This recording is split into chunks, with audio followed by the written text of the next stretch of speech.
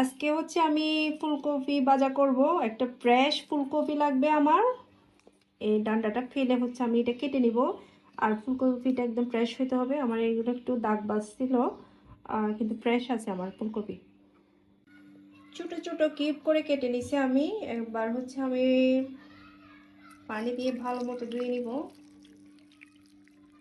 আমি হচ্ছে ফুলকপিগুলো একটু সিদ্ধ করতে দিয়ে দিছি। 1 কাপ পরিমাণ হচ্ছে আমি আটা নিছি। আপনারা চাইলে ময়দাও ইউজ করতে পারেন। আটা ছিল আমার কাছে, সেজন্য আটাই দিছি আমি। পরিমাণ মতন হচ্ছে লবণ দিচ্ছি। চামচের চাইতে কম হলুদের গুঁড়া, আধা চামচ মশলার গুঁড়া, সামান্যটুকু হচ্ছে ব্ল্যাক পেপার, আধা চামচের থেকে কম হচ্ছে লাল মরিচের গুঁড়া। পানি দিয়ে হচ্ছে ভালো করে মিক্স করে ফেলতে হবে। ভালো করে হচ্ছে মিক্স করে ফেলতে হবে।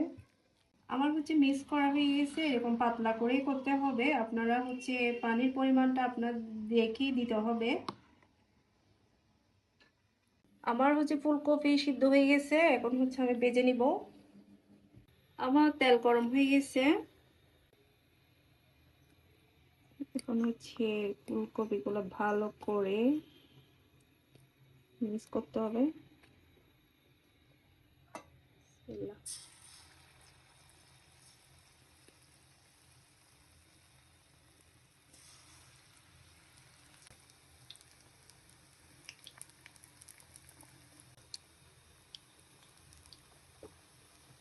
এক পাশ ভালো করে হয়ে গেলে হচ্ছে উপর পিঠ উল্টে দিতে হবে।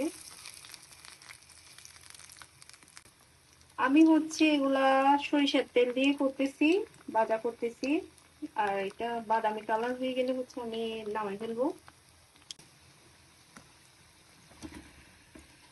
বাদামি কালার হয়ে গেছে, এখন হচ্ছে আমি নিয়ে নিচ্ছি।